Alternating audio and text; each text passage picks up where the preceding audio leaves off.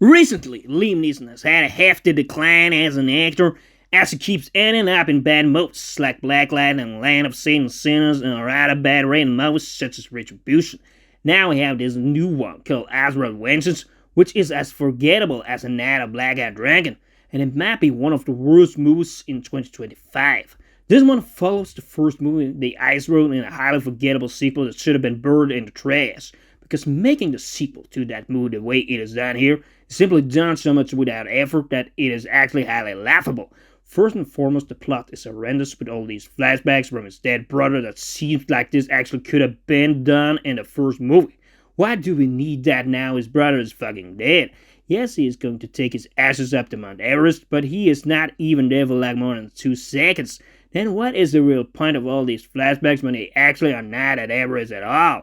Guess you gotta ask the director that made this shit show off a movie. The character of Liam Neeson, Mike McCann, as you saw in the first movie, lands straight into a battle of land rights, where you see a movie with a lot of action and violence, but very little substance in the plot. Furthermore, you have got awful characters like this crazy lady that is the bad girl in the movie. And nowadays, you always have to have a crazy female assassin that is out to murder people. It happened in one of the last Mission Impossible movies in Heads of State, and now we have another one here too. Secondly, you have got this character that helps Liam Neeson, and at the end becomes a love interest in one of the most predictable endings ever.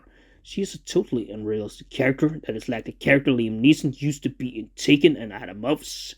Almost no female Sherpa exists, guys, as Nepal is a conservative society, and I bet if there ever was a female Sherpa, I bet she would not be able to fight like a professional kung fu fighter, because that's what she really does in this movie. She's totally unbeatable, just like the character in Heads of State. Of course, they do this to show that women are so super powerful once fucking again.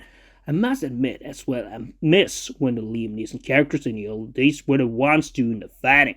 Here, even that girl with the physique of a 14-year-old suddenly learns how to fight in like 2 seconds with that block strike move, which is very cringe, and she learns it from the second main character.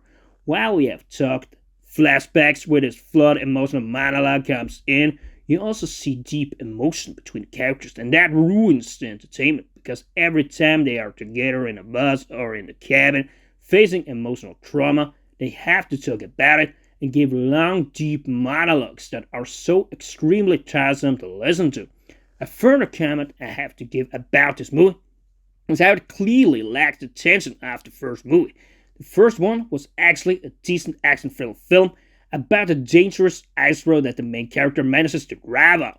This movie does not even have an ice road, and in that sense, it should have rather bore the name Trouble in Kathmandu or something like that. At least that would give more meaning.